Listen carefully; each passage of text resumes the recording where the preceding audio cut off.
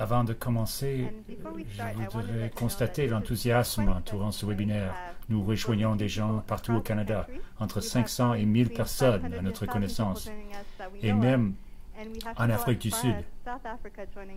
Nous allons entendre parler de l'agroécologie, un mouvement en croissance. Je m'appelle Geneviève Grossenbacher et je travaille avec USA Canada, un OSBL qui a des activités à travers le monde, l'un des organisateurs de cet événement. Et j'ai le plaisir de participer à cet événement et à vous présenter votre maître de cérémonie, Éric Chorette. Éric est un homme exemplaire qui travaille avec Interpares et qui préside également le Réseau pour une alimentation durable, qui a collaboré à l'organisation de cet événement. Merci beaucoup, Geneviève. Et en passant, Geneviève est elle aussi une femme exemplaire. Je vous souhaite la bienvenue à cet événement qui s'appelle « Comment nourrir 9 milliards de personnes sur une petite planète ». Je m'appelle Éric Chorette et je travaille pour un organisme de justice sociale, Interpares. Je suis aussi le fier président du Réseau pour une alimentation durable, le RAD. Je suis l'un des organisateurs du webinaire et je constate avec plaisir le grand nombre de participants au Canada et même en Afrique du Sud. Je serai votre MC. Bob Carty devait participer, mais il se sentait malade et ne pouvait pas être des nôtres. Bob, on vous souhaite un rétablissement rapide. Dans ce webinaire, vous verrez que c'est l'agroécologie qui va nourrir le monde, non pas l'agriculture industrielle. Cet événement a été organisé par un collectif qui comprend USA Canada, Interpares, le Réseau pour une alimentation durable, l'École de développement international de l'Université d'Ottawa, la Coalition Jeunesse Sierra, le Meal Exchange, le groupe ETC, le Ramshorn et le National Farmers Union. Pourquoi avons-nous organisé cet événement? Parce qu'il est grand temps qu'on mette l'agroécologie à l'avant-plan, que l'on l'insère dans l'imaginaire du public, dans les champs des agriculteurs et dans les politiques publiques. Il y a beaucoup de peur et d'incertitude de nos jours. Comment la Terre peut-elle supporter tant de personnes? Comment est-ce que tant de personnes peuvent se nourrir avec des ressources aussi limitées?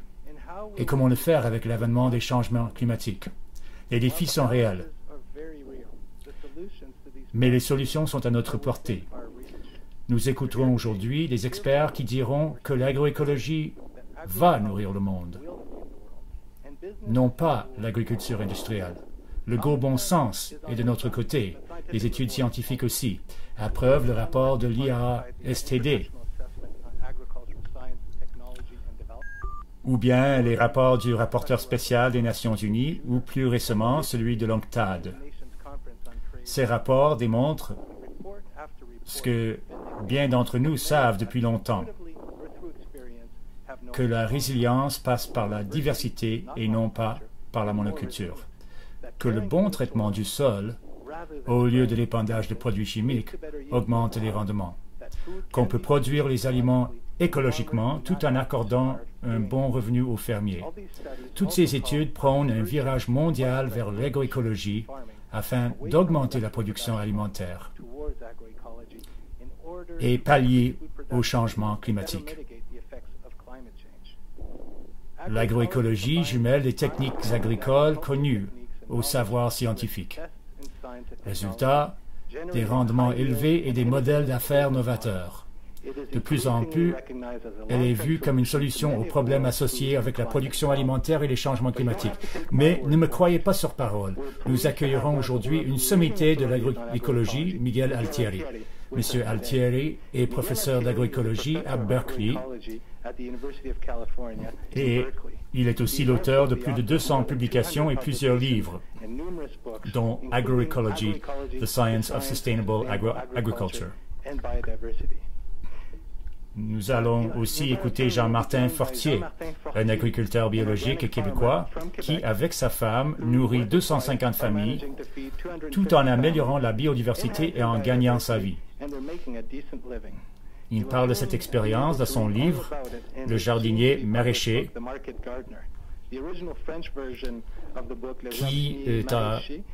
qui a connu tout un succès. D'aucuns diront que l'agroécologie n'est pas nouvelle, et je leur réponds, vous avez partiellement raison. L'agroécologie innove à plusieurs égards, mais elle est aussi tributaire de connaissances millénaires et la pratique des soins envers la terre. Sur ce dernier point, j'ai le grand plaisir d'accueillir Henry Lickers, un scientifique de l'environnement bien connu, rattaché au Conseil Mohawk d'Akwesasne.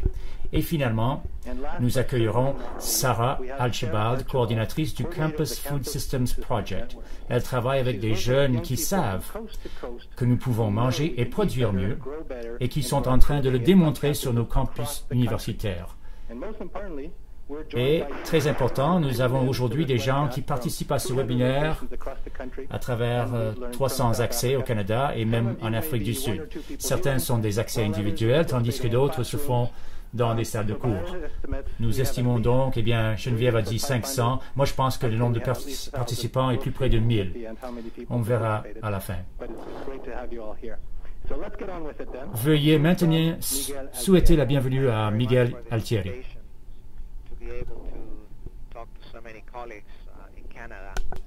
Veuillez souhaiter la bienvenue à Miguel Altieri. Merci beaucoup de m'avoir invité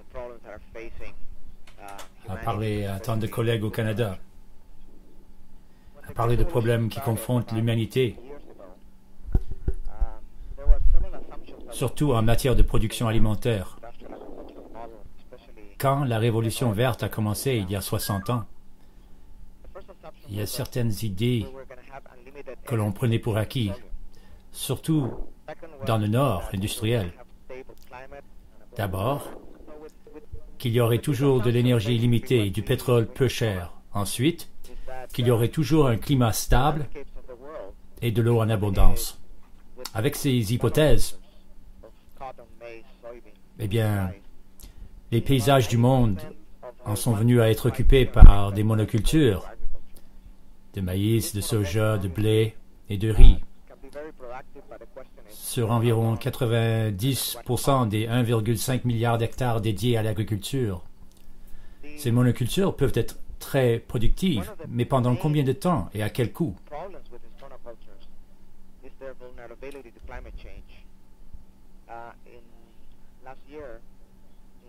L'un des gros problèmes avec ces monocultures, c'est leur vulnérabilité au changement climatique.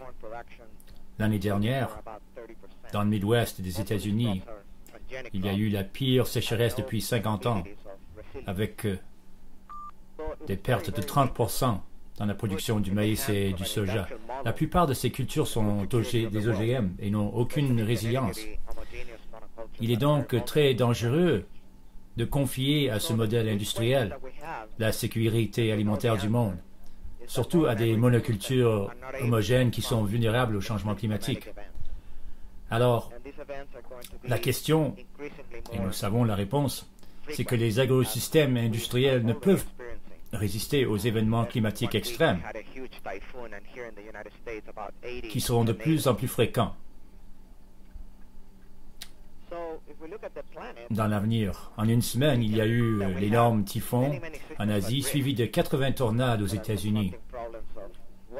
À l'échelle planétaire, il y a plusieurs systèmes vitaux qui sont menacés, qui confrontent des pénuries d'eau, la pollution, la perte de biodiversité, la désertification, l'érosion. Tous ces problèmes sont liés à un modèle de croissance économique destructive et non durable. Einstein l'a bien dit, on ne peut pas régler des problèmes avec la même mentalité qui les a créés. C'est-à-dire que le verdissement de ces systèmes ne pourra pas s'attaquer aux causes profondes du problème. Il faut changer nos systèmes de façon dramatique. Il faut les rendre plus diversifiés, plus résilients, plus équitables. Mais malheureusement, le monde s'en va vers un régime alimentaire, surtout en Chine et en Inde, où on consomme davantage de protéines. Mais on n'a pas assez d'eau pour maintenir ce régime. Pour produire 1 kilogramme de bœuf, il faut 15 000 litres d'eau. Et on ne l'a pas aux États-Unis, du moins. Et non plus en Chine ou en Inde, Du moins, je ne le crois pas. Donc, nous allons vers des systèmes à forte intensité d'eau et aussi des systèmes très hautement subventionnés par le gouvernement. Aux États-Unis, à hauteur de 21 milliards de dollars. Et c'est 10% des grands agriculteurs qui accaparent 65% de ces subventions. Qu'est-ce qu'ils en font? Ils produisent du maïs et du soja pour nourrir les animaux et pour les biocombustibles. Ce modèle a été basé sur des hypothèses qui ne sont plus valables. Pourtant, ce modèle devait résoudre le problème de la faim avec une analyse malthusienne. C'est-à-dire, bon, qu'il y a de la faim à cause d'une pénurie d'aliments. Il y a la croissance exponentielle des populations. Selon cette analyse, il faut augmenter la production alimentaire à travers l'importation des technologies du Nord. Il faut remplacer les variétés locales par les variétés améliorées.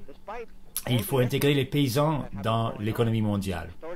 Ce sont les hypothèses de la révolution verte de l'époque et maintenant de la révolution de la biotech. Mais malgré tous ces efforts pour faire des révolutions agricoles,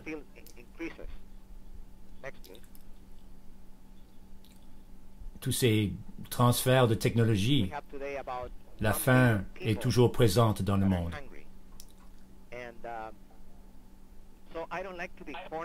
Aujourd'hui, elle affecte 1 milliard de personnes. Eh bien, je n'aime pas la question « est-ce que l'agroécologie peut nourrir le monde ?» Parce que ce n'est pas qu'un enjeu technique, c'est un problème beaucoup plus profond. Comme j'ai dit, la faim existe non pas parce qu'il n'y a pas assez de production, c'est parce que le tiers de la population mondiale gagne moins de 2 dollars par jour. Et ils n'ont pas d'accès à la terre et aux semences. 78% des enfants mal nourris du tiers-monde âgés de moins de 5 ans vivent dans des pays avec des surplus alimentaires, dont plusieurs pays qui sont des exportateurs nets. En plus, il y a le détournement des céréales pour nourrir le bétail. On donne 650 millions de tonnes de céréales au bétail. Ça représente la consommation calorique annuelle de 3,5 milliards de personnes. Sans oublier le problème du gaspillage. Aux États-Unis, en Europe et probablement au Canada aussi. Chaque personne gaspille environ 115 kg de nourriture par an. C'est assez pour... Si on pouvait transporter cette nourriture en Afrique, ça pourrait nourrir tout le continent.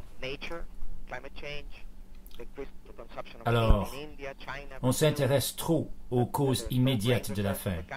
On va jeter la faute sur la nature, les changements climatiques, la consommation de la viande en Inde, les réserves de céréales insuffisantes, le coût élevé du pétrole qui affecte le coût des engrais, et aussi on va jeter la faute sur les agrocombustibles qui empiètent sur les terres agricoles. Ces facteurs sont importants, mais ce ne sont pas les causes profondes du problème. On s'en tient aux symptômes. Et c'est pour cela qu'on poursuit une approche malthusienne visant à augmenter la production.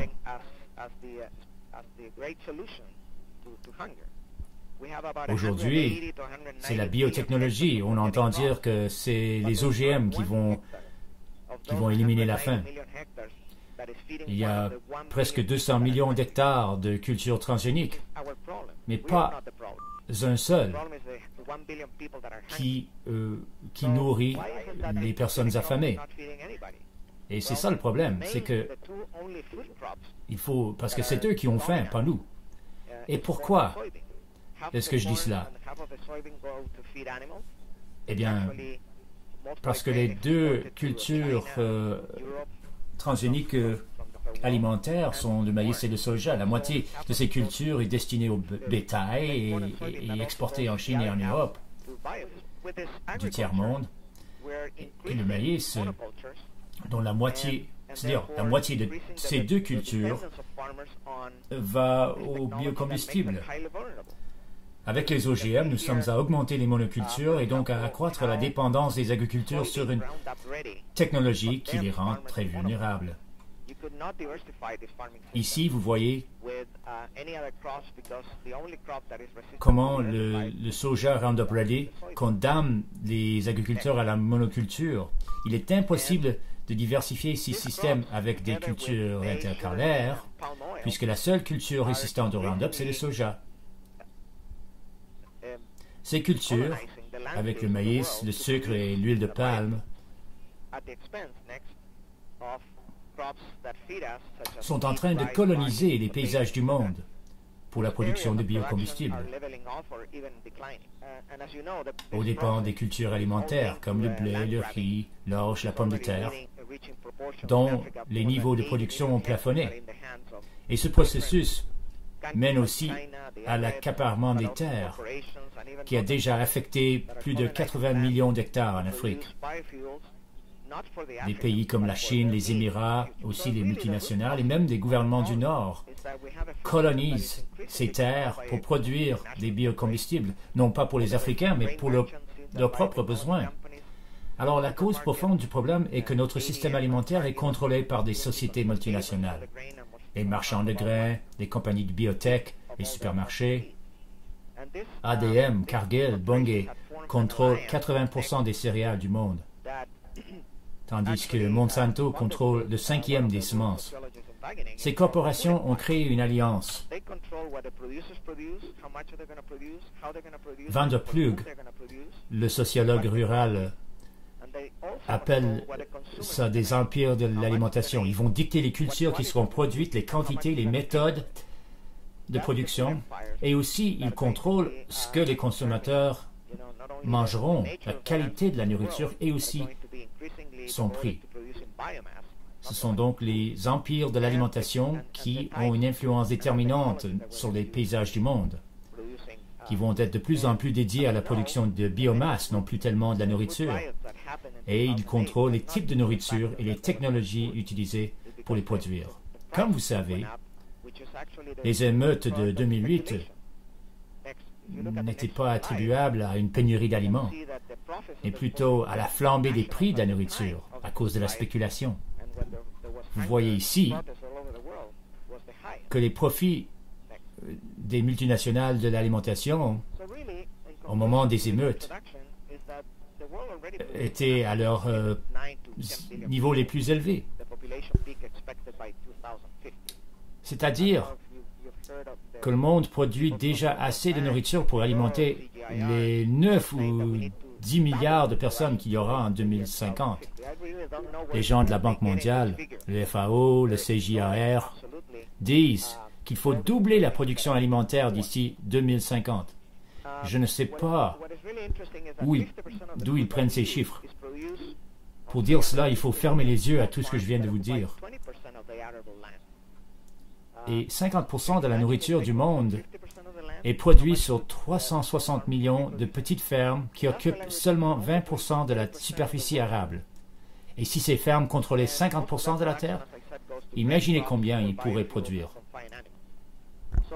L'agriculture industrielle ne produit que 30% de l'alimentation. Et la plupart de cette récolte va au bétail et au biocombustible. Alors, doubler la production, ça, on ne peut pas le dire. On peut le dire seulement si on met les besoins du bétail et des voitures au-dessus de ceux des gens affamés. En conclusion, il faut effectivement augmenter les rendements, mais ce n'est pas suffisant. Quel est le défi? Il faut augmenter la production de manière durable, oui, sur la même superficie arable ou moins, parce qu'il y aura aussi une bonne partie de la terre qui sera consacrée au biocombustible et détériorée, avec moins de pétrole, moins d'eau, moins d'azote, et dans un contexte de changement climatique et d'agitation sociale. Les agroécologistes disent qu'il est impossible de relever ce défi avec le modèle agro-industriel.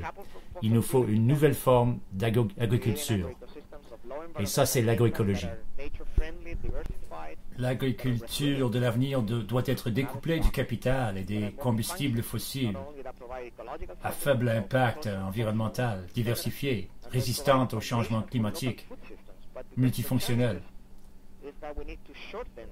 qui fournissent des services écologiques, sociaux et culturels, et qui donnent les fondements des systèmes alimentaires locaux. Il faut réduire les distances entre les producteurs et les consommateurs.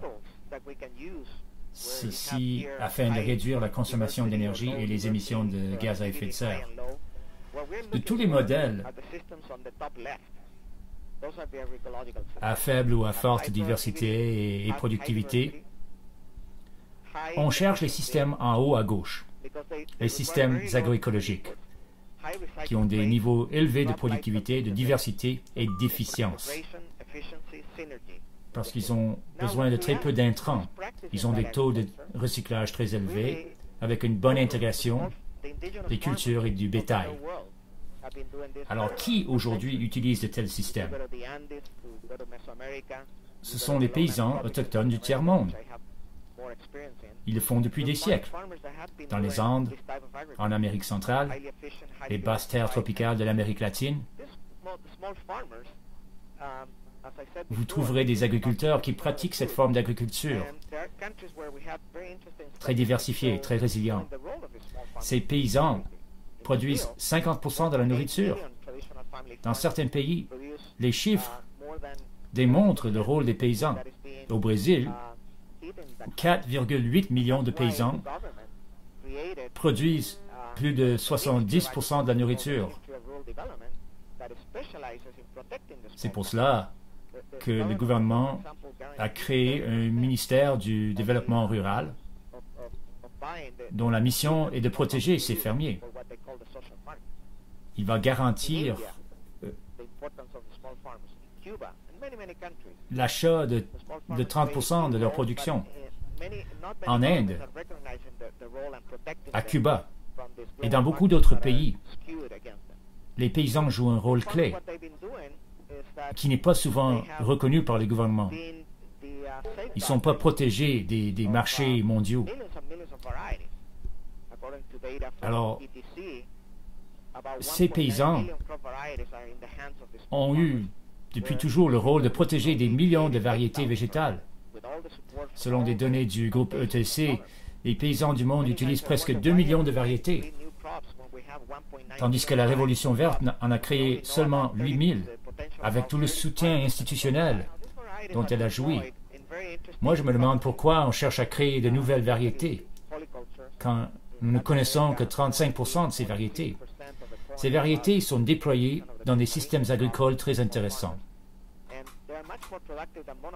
Les polycultures. En Amérique latine, plus de 60% du maïs et 50% des haricots sont plantés en polyculture, qui sont beaucoup plus productifs que les monocultures, calculés selon le rapport équivalent des terres. Une valeur de 1,5 indique qu'il faudrait 1,5 hectare de monoculture pour produire la même quantité qu'avec 1 hectare de polyculture. Examinons la production du café, la boisson matinale par excellence. Les producteurs de café ont des connaissances millénaires, même si le café provient de l'Afrique. Mais ces systèmes sont gérés par des paysans autochtones qui ont une très grande connaissance de ce qui est finalement une forêt. Dans le sud-est du Mexique, au Chiapas, Puebla, on trouve des systèmes avec environ 350 espèces de plantes ou 150 espèces par hectare. Ce fermier essaie de gérer cet hectare. Il doit avoir beaucoup de connaissances sur ces espèces, quand les couper, les tailler, les récolter. Les producteurs biologiques les plus avancés aux États-Unis, en Californie, ne gèrent que 10 espèces. Ici, vous voyez que la productivité de cette forêt, bon, il y a de 40 à 140 espèces par hectare, dont des espèces destinées à l'autoconsommation et aux marchés locaux. Ainsi, elles jouent un rôle très important au niveau de la sécurité alimentaire, mais il y a aussi des espèces qui sont vendues dans les marchés nationaux ou exportées. ce sont des générateurs de revenus pour ces producteurs qui jouent également un rôle clé dans la sécurité alimentaire nationale. Ce n'est pas que le café qu'ils produisent. Il y a beaucoup d'autres cultures qui jouent un rôle dans la souveraineté alimentaire. L'agriculture paysanne est à l'origine du paradigme agroécologique. Ce que l'on essaie de faire, c'est de créer un dialogue de sagesse entre la science occidentale, surtout l'écologie et certains aspects de l'agronomie, et les savoirs traditionnels. Quelle est l'importance de l'agriculture paysanne? Elle protège la biodiversité. Elle fait preuve d'ingéniosité en termes de gestion de la terre et de l'eau, de l'énergie, en termes de résilience et de robustesse, et d'innovation. Et aussi en termes des mécanismes de mise en commun de ces savoirs. L'exemple de Cuba est très important. Bien des gens se demandent s'il est possible d'avoir une agriculture sans pétrole. À la fin des années 80, les Cubains ont vu leurs importations de pétrole et de pesticides chuter avec la dissolution du bloc soviétique. Qu'est-ce qui arriverait demain si le Canada n'avait plus de pesticides ou d'engrais chimiques? Ce serait le chaos. Eh bien, à Cuba, il y a eu du chaos. Mais à cause de l'organisation sociale et le capital humain du pays, n'oubliez pas que le Cuba a 2% de la population latino-américaine, mais 11% des scientifiques. Avant la période spéciale, vous voyez ici les barres blanches pour chaque culture, le maïs, les haricots, le riz.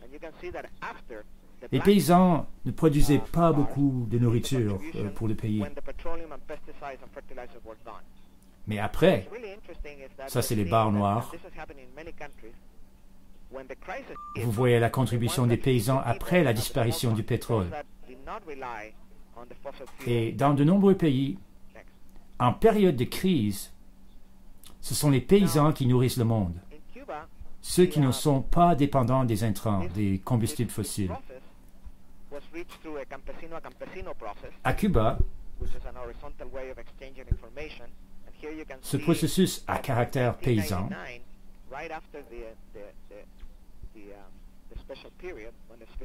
un échange horizontal d'informations.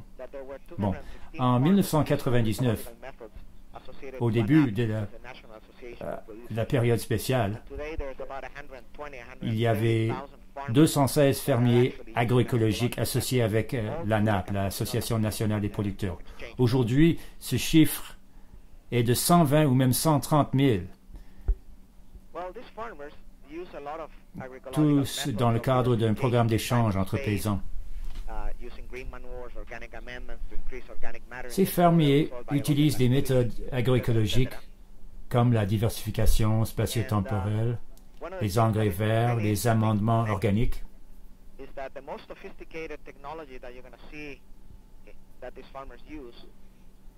Et quelque chose d'intéressant, c'est que la technologie la plus sophistiquée utilisée par ces producteurs. Bon, nous avons effectué une étude d'un fermier qui a 10 hectares et avec sa famille, il produit assez de protéines pour nourrir 34 personnes. Sur 10 hectares, avec 10 hectares, ils nourrissent ces gens avec une efficacité énergétique de 30. Ça veut dire pour chaque calorie investie, ils en obtiennent 30. En Californie, le système le plus efficace n'a qu'un ratio de 3. Les systèmes diversifiés à Cuba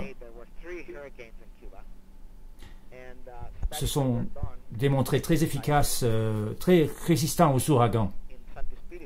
En 2008, il y a eu 3 ouragans qui ont frappé le Cuba. Et selon des études effectuées à Santo Espíritu, l'ampleur moyenne des dégâts était de 72%, tandis que pour les fermes de catégorie 2 et 3, les plus diversifiées, les dégâts étaient de seulement 60%. C'est assez élevé, mais il y a eu 3 ouragans. Cette diapo illustre une autre dimension de la résilience, le taux de récupération. Les systèmes de catégorie 3, vous voyez que 60 jours après l'ouragan, il s'en était remis beaucoup plus que les autres catégories, les autres systèmes. Donc, les systèmes sous monoculture ont été plus endommagés et se sont remis plus lentement des ouragans. La perte moyenne dans les fermes diversifiées était de 50% versus 90 ou 100% dans les monocultures. Le taux de récupération était de 80 à 90% et était observable après 40 jours.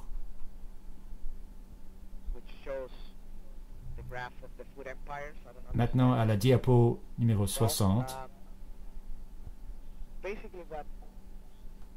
qui présente le tableau des empires de l'alimentation. La Via Campesina, le principal mouvement paysan dans le monde, est un mouvement qui a adopté l'agroécologie comme fondement de sa stratégie pour la souveraineté alimentaire. Le mouvement lutte contre les empires de l'alimentation avec des campagnes, l'occupation des terres, mais le plus important, c'est de créer un système alternatif aux empires de l'alimentation. Dans certains pays de l'Amérique latine, cet effort est soutenu par des initiatives juridiques qui viennent d'être adoptées. Le plus important est le Plan APO au Brésil, adopté il y a 2 mois. Il s'agit du plan national de production biologique qui vise à protéger les paysans et à promouvoir l'agroécologie. Mais il y a aussi des lois en Équateur, en Bolivie, au Guatemala, au Nicaragua. Tous ces pays ont adopté des politiques en ce sens. Ici, on voit la distribution des expériences agroécologiques au Brésil, sans soutien gouvernemental, je dois préciser. Mais maintenant, avec le plan APO, il est possible que chacun de ces points jaunes se multiplie de façon incroyable. Il est important de surveiller la situation au Brésil. Et c'est pour cela que j'y vais jeudi prochain, pour assister à la réunion nationale sur l'agroécologie. Et ici, je voudrais terminer en parlant de l'étude de Badgley à l'Université de Michigan. Dans ce tableau, les chiffres au-dessus d'une valeur de 1 indiquent que pour ces cultures, il y a du potentiel pour augmenter la productivité avec des méthodes agroécologiques.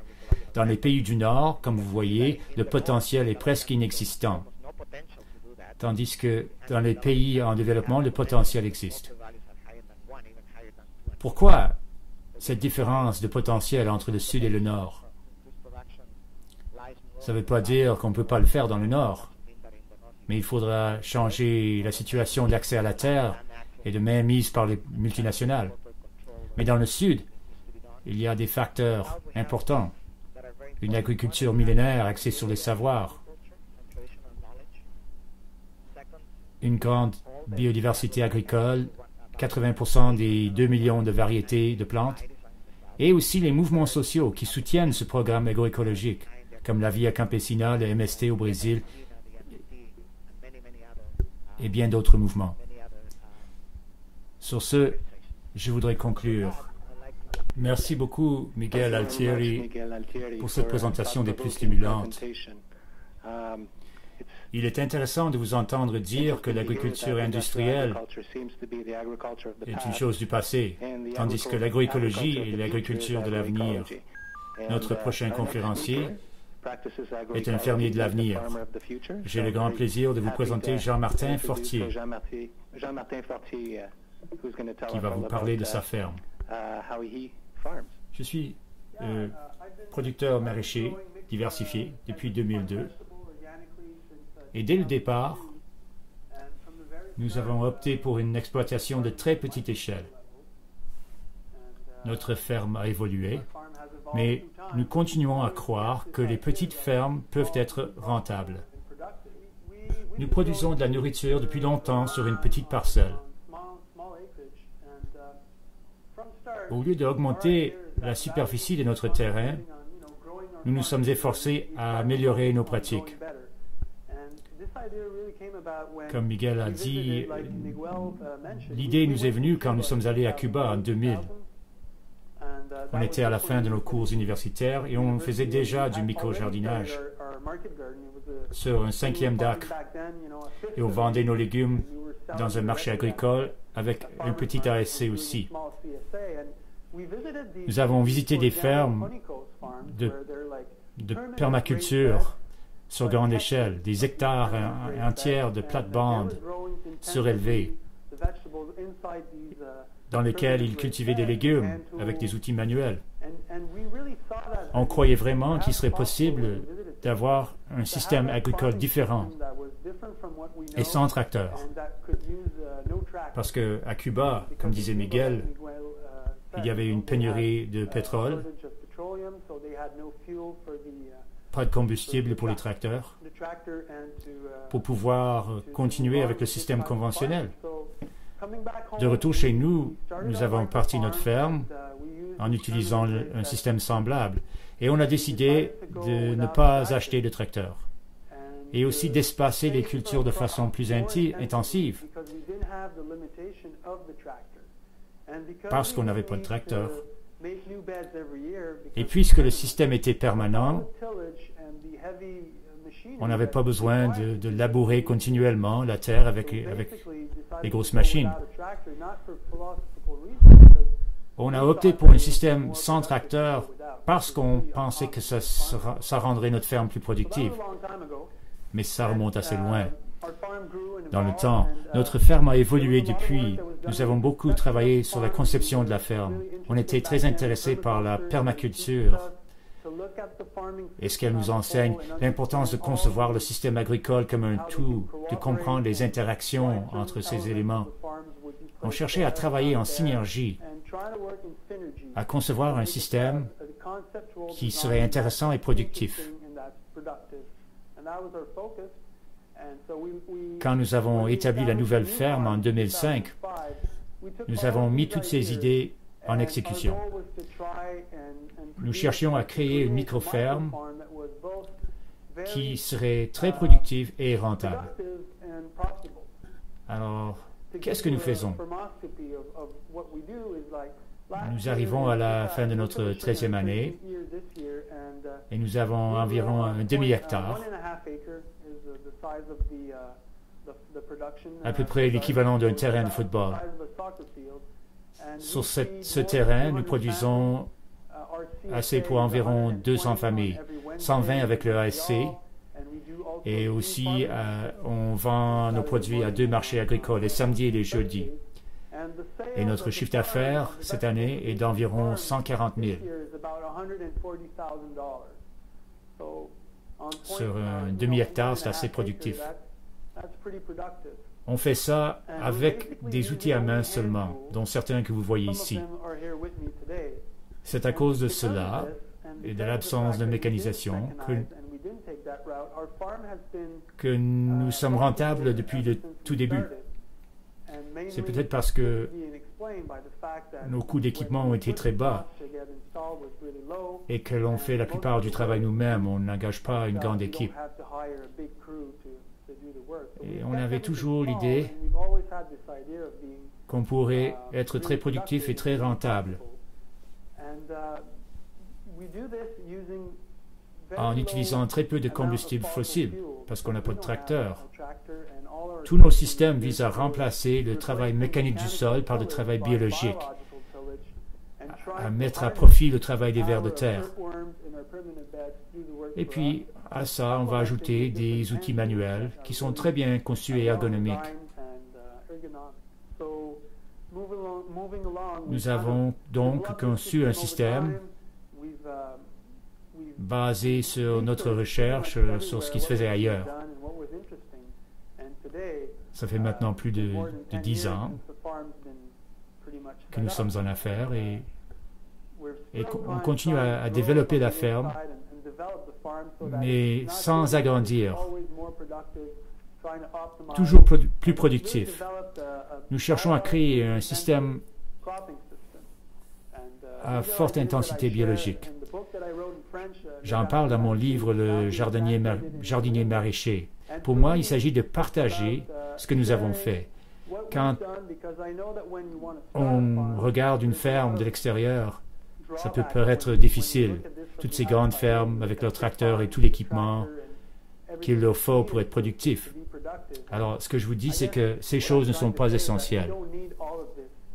On peut établir une petite ferme productive, diversifiée sur le plan biologique. Il s'agit de réinventer l'agriculture. Je crois que notre ferme en est un exemple parmi beaucoup d'autres. Je trouve qu'il est bien de partager ces idées. Et il me fait plaisir de faire partie de ce mouvement de partage. Merci beaucoup, Jean-Martin. Merci beaucoup, Jean-Martin. Les photos du travail que vous faites à la ferme seront disponibles aux participants. Merci beaucoup. Je vous écoute avec plaisir parler de l'importance de rester petit et de produire de manière intelligente, parce qu'on entend toujours le message contraire. Il faut agrandir ou quitter l'industrie. Ça ne marche pas pour les agriculteurs du Canada. Merci beaucoup de votre présentation. Nous allons maintenant écouter Sarah, qui va parler de son travail de création de systèmes alimentaires durables sur les campus universitaires.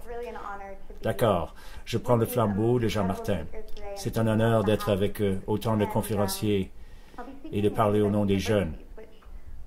Je vais surtout parler des universités. Quand on pense aux universités, pour les tours d'ivoire, on ne pense pas souvent à l'agroécologie.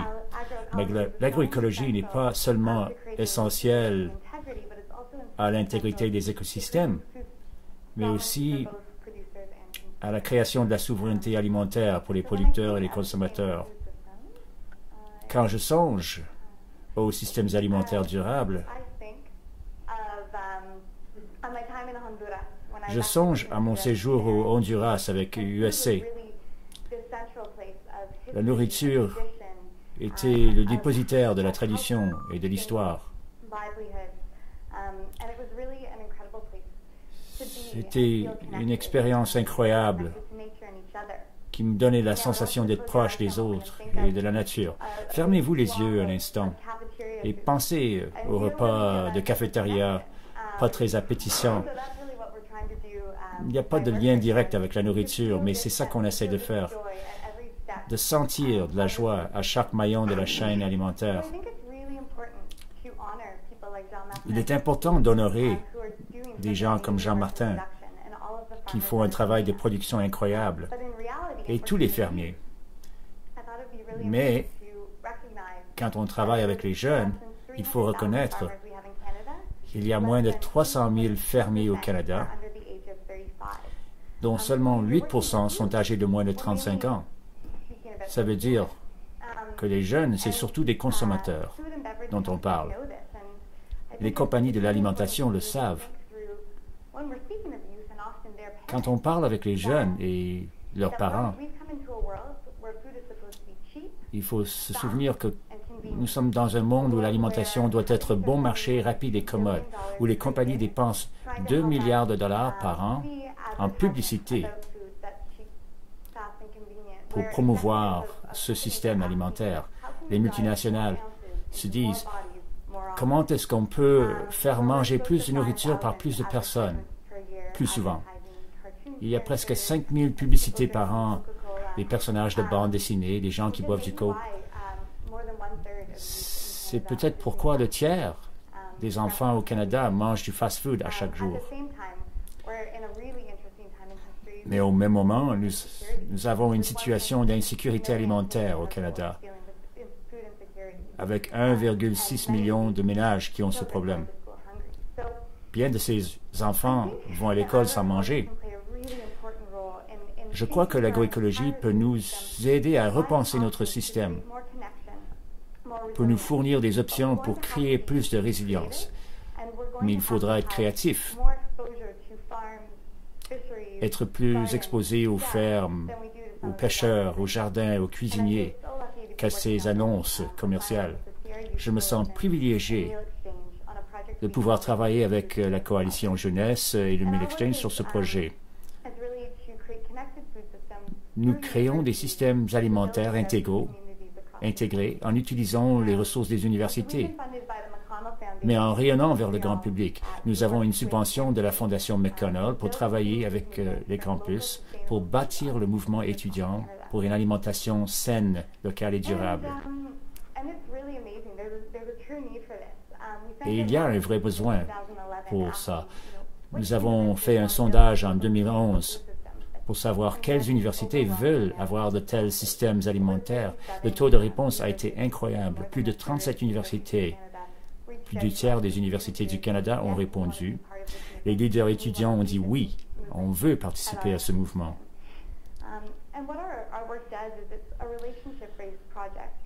Notre projet est axé sur des relations. Les étudiants peuvent collaborer avec des administrateurs, des fournisseurs de services alimentaires, des agriculteurs et d'autres joueurs sur et hors campus afin de changer notre système alimentaire.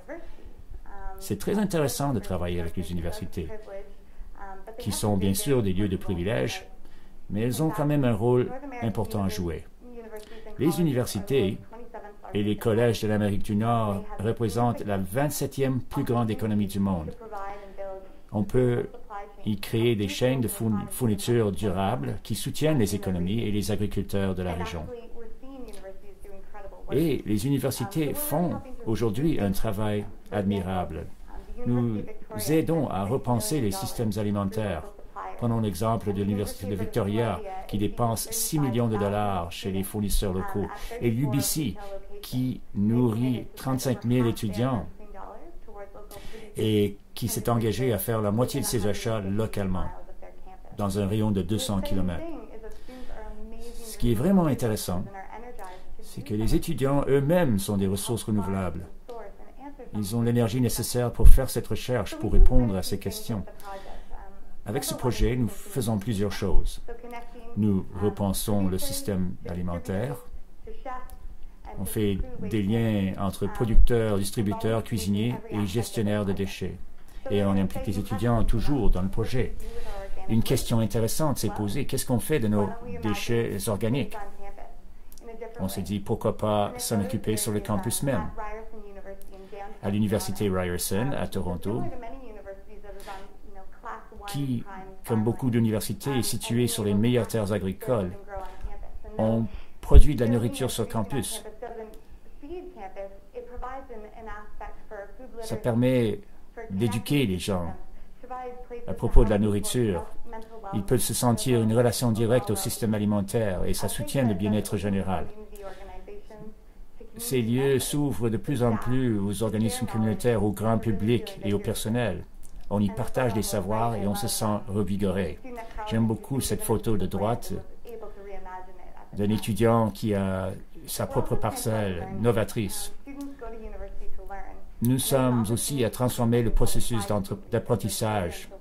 Les étudiants sont à l'université pour apprendre et nous, on peut leur offrir un apprentissage expérientiel. Ils peuvent répondre à des questions brûlantes au lieu de passer du temps à la bibliothèque.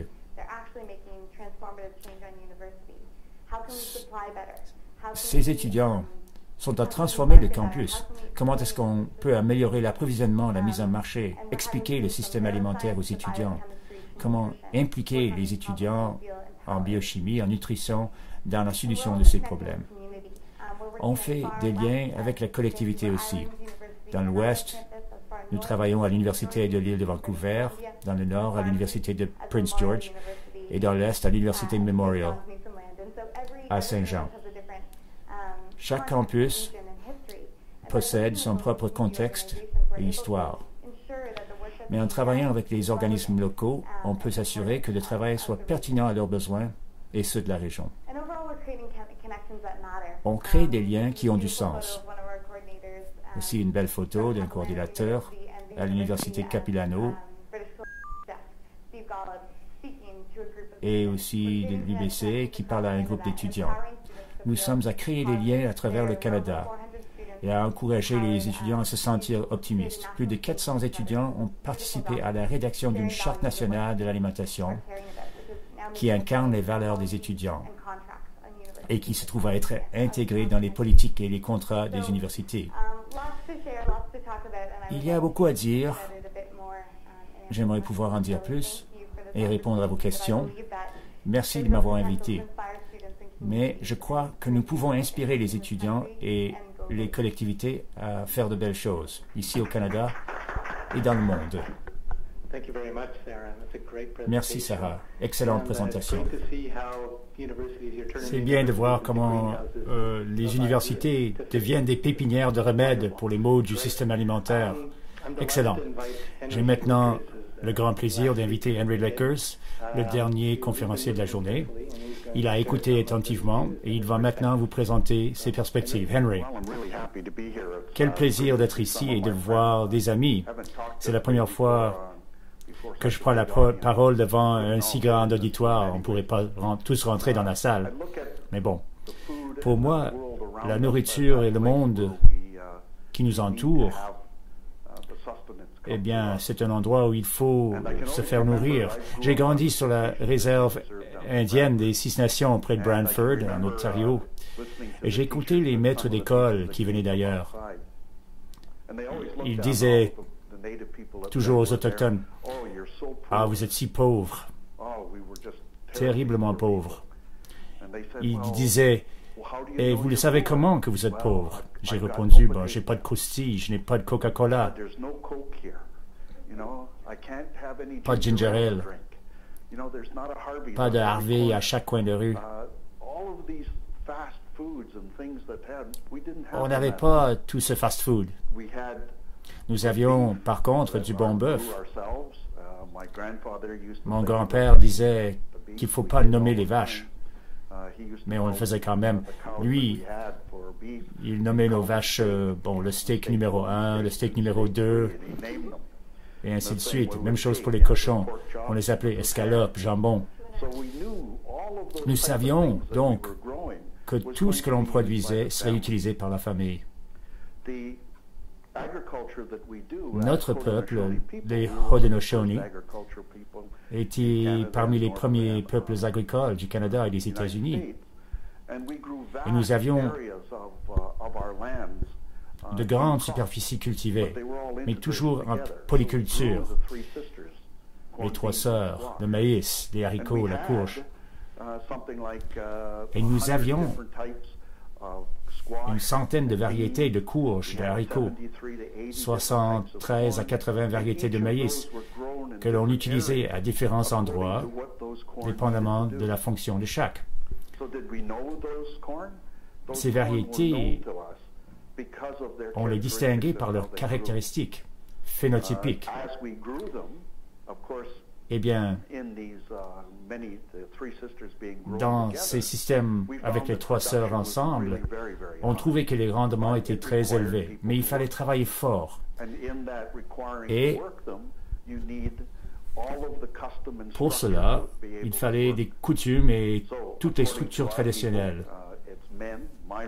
D'après notre peuple, les hommes sont responsables du travail du sol pour mon village, ma famille, ma communauté.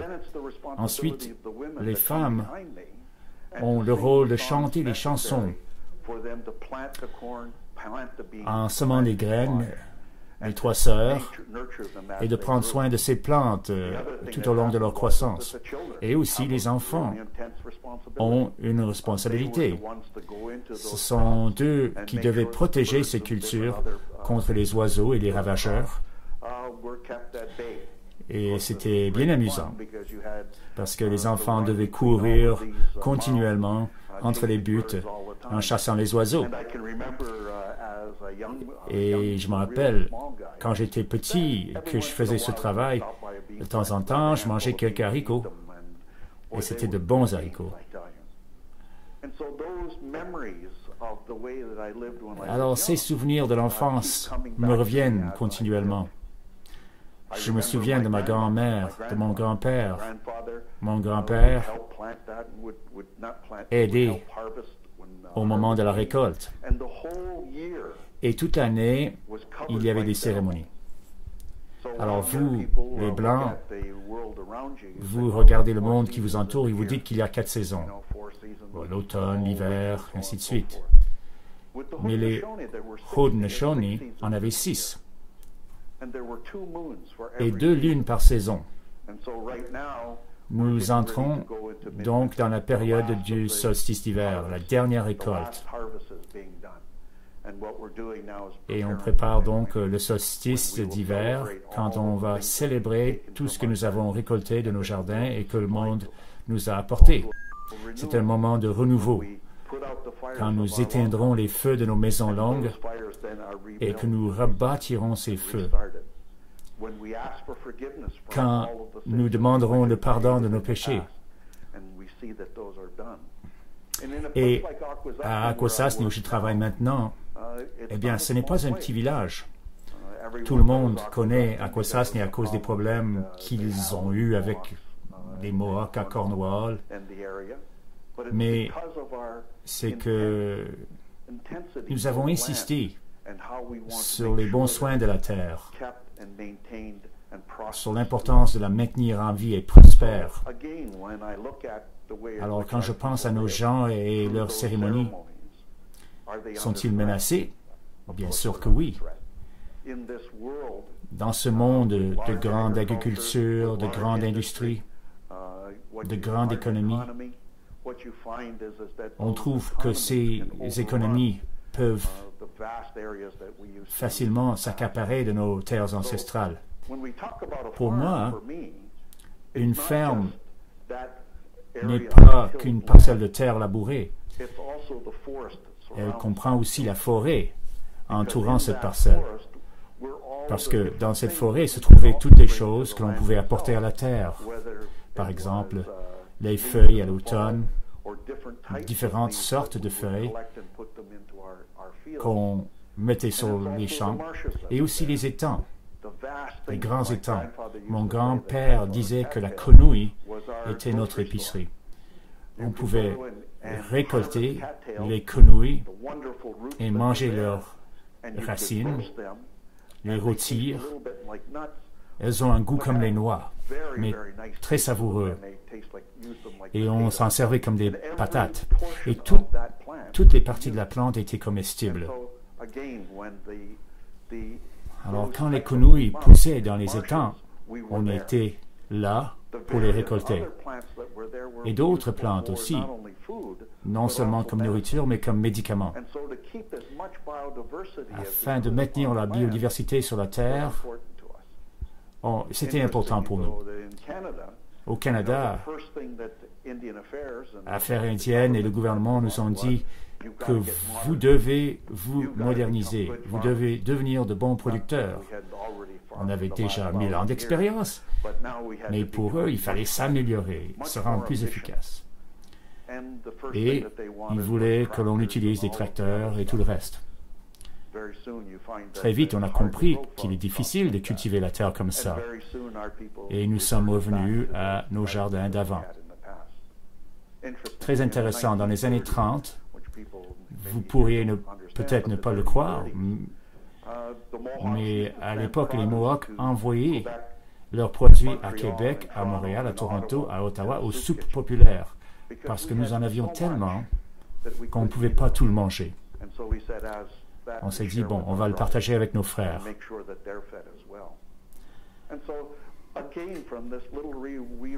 Aujourd'hui, les gens vont mépriser notre réserve, notre petite réserve, et pourtant, il y a bien des gens ici qui continuent à utiliser nos anciennes méthodes, les façons de travailler ensemble. Avec l'évolution de la société moderne, bon, on parle des 3 sœurs, le maïs, les haricots, la courge, mais il y a aussi les 3 sirènes. Le gras, le sucre raffiné et le sel. Les 3 sirènes qui nous amènent à changer nos régimes alimentaires. Mais le résultat en a été que le diabète et d'autres maladies ont fait leur apparition dans nos communautés. Nos aînés nous disent maintenant qu'il faut revenir à nos traditions et nos coutumes afin d'enrayer ces problèmes. Et une dernière chose qui m'inquiète encore plus. À Akwesasne, nous avons assisté à la dégradation de notre environnement, le fleuve Saint-Laurent. Nous ne pouvions plus y pêcher à cause de la contamination industrielle de l'eau. Les marais, parce que la construction de la voie maritime a perturbé le régime hydrologique et les maris se sont mis à mourir. On ne pouvait plus utiliser ces produits. Les industries locales ont contaminé nos terres. Il était difficile de récolter et d'avoir du bétail et des cultures. Donc, il y avait ce groupe de personnes dépendant de l'environnement pour leur survie. Mais avec la disparition de cette économie traditionnelle, les industries non traditionnelles ont fait leur apparition, le jeu, la contrebande et toutes ces choses que nos voisins ont tendance à associer avec Akwesasne. De sorte qu'en 1990, une révolution a eu lieu sur notre territoire, Mohawk contre Mohawk, et tout à coup, il y a la crise d'Oka. Tout le monde se dit, mon Dieu, qu'est-ce qui s'est passé? Qu'est-ce qui s'était passé? C'est que les économies traditionnelles ne pouvaient plus soutenir notre peuple. Et c'était donc frère contre frère pour ce qui nous restait, pour s'emparer de ce qui nous restait. Je n'aime pas vous le dire, mais c'est vrai, ce conflit a coûté 2,5 milliards de dollars au Canada et aux États-Unis pour rétablir l'ordre. Mais pour le 8e de ce montant, on aurait pu rétablir nos systèmes agricoles et notre environnement. Ce n'était pas inévitable, pas du tout. Quand j'écoute Miguel et mes autres collègues, n'oubliez pas que vous ne faites pas que vous approvisionner en nourriture à vous, à votre peuple, à votre université. Vous prévenez des guerres civiles qui vont nous coûter très cher. Et en tant que personne autochtone, je ne veux pas que vous souffriez ce que nous avons souffert à Akwesasne. Nous allons poursuivre le travail. Nous nous apprêtons maintenant à faire des conserves, à laver le maïs et à faire tout ce qu'il faut faire. Et le festival du solstice d'hiver s'approche, le moment le plus important de l'année. Pour vous, je pense que c'est un homme habillé en rouge qui vient vous voir, mais nous n'avons pas ça, mais nous fêtons le monde qui nous entoure. J'espère que mes mots vous seront utiles. Merci beaucoup, Henry. Je pense qu'on pourrait vous écouter toute la journée. Ces belles histoires, c'est très émouvant. Je suis curieux de voir Akwesasne et de voir comment se fait l'agriculture depuis des siècles. Je pense que les gens en sont fiers et je suis content que vous l'ayez partagé avec nous. Maintenant, quelques fils conducteurs dans les récits des conférenciers d'aujourd'hui, le soin de la terre, le sentiment de responsabilité et la confiance en les savoirs qu'ils possèdent, que l'avenir n'est pas si sombre si on s'écoute bien. Alors, merci beaucoup, de merveilleuses présentations. Je vais maintenant demander à Faris Est-ce que je peux ajouter quelque chose? Oui, bien sûr. Miguel, allez-y. Nous n'avons pas abordé le potentiel de l'agriculture urbaine. Dans le tiers-monde, le mouvement de la justice alimentaire est un mouvement rural, tandis que dans le Nord, c'est un mouvement urbain. Aux États-Unis, seulement 2% de la population est en agriculture, avec un âge moyen de 64 ans. Donc, le potentiel de l'agriculture urbaine avec ces outils et ces techniques est énorme. À Auckland, tout près d'ici, il y a des quartiers d'insécurité alimentaire où les gens mangent de la malbouffe. Et pourtant, il y a 500 hectares de terres abandonnées, publiques, dans le voisinage. Si on adopte les techniques d'agriculture urbaine de Cuba, où ils ont 50 000 hectares cultivés avec une productivité de 20 kilos par mètre carré, et que l'on ne fait que 5 kilos par mètre carré chez nous, alors sur cette terre de 500 hectares, nous pourrions nourrir 400 000 personnes. Il est insensé que les gens soient obèses et mal nourris à Berkeley, mais il n'y a pas de volonté politique, ni de la part des universités pour promouvoir l'agriculture urbaine. Et je pense que le même défi se pose dans vos villes. Il doit y avoir beaucoup de terrains abandonnés ou des parcs qui pourraient être mis en production. Dans une ville comme Toronto, quelle est la population? 6 millions.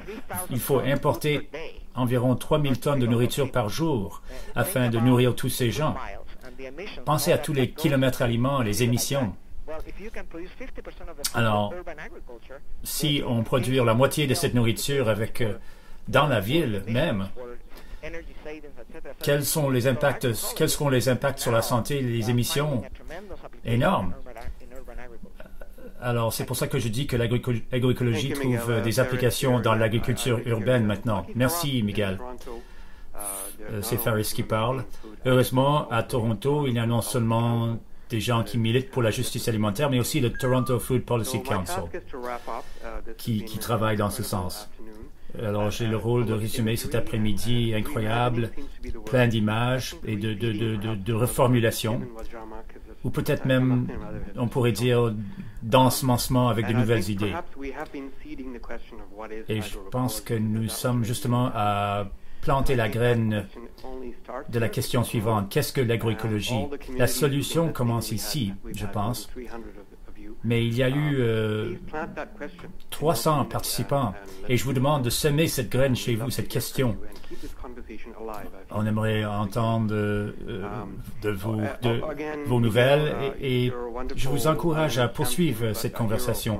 Miguel, vous êtes un champion et un héros de l'agroécologie et une inspiration pour nous. Merci. Il a été difficile pour vous d'assister.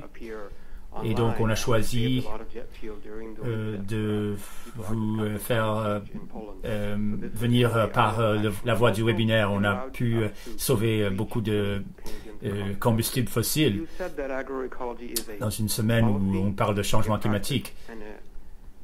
Vous avez dit que l'agroécologie est une pratique, une politique et un mouvement social. C'est vrai. Et vous avez parlé d'une sorte d'arc-en-ciel de la diversité. C'est une belle image pour nos travaux futurs. Nous avons, je pense, une vision commune de l'agroécologie.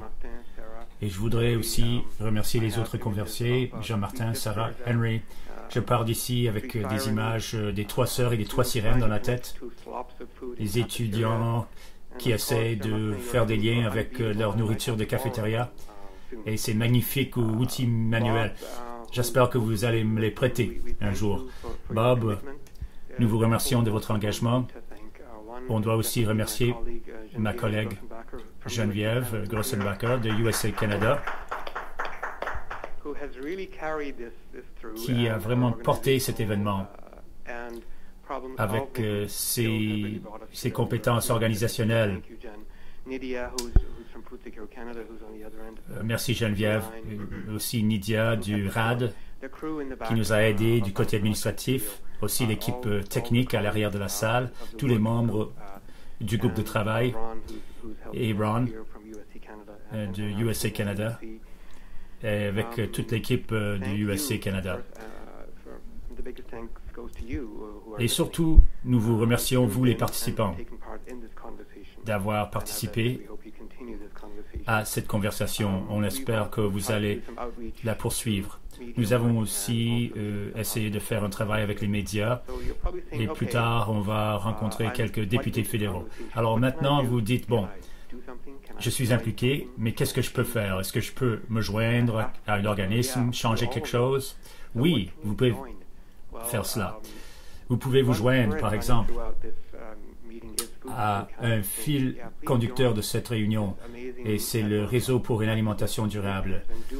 Alors, je vous encourage à vous joindre à ce mouvement incroyable d'activistes, de penseurs, d'acteurs. C'est un pôle d'activité dans le mouvement. Et si vous n'êtes pas déjà membre d'un ASC, pensez à vous y inscrire. Et vous pouvez avoir une nouvelle saison de nourriture en perspective. Et tout cela coûte de l'argent. Alors, si ça vous tente de faire un don à l'un des organismes qui ont organisé cet événement, ce serait bien. Les bandes vidéo de cet événement seront disponibles sur notre site web www.usc-canada.org/nourrir.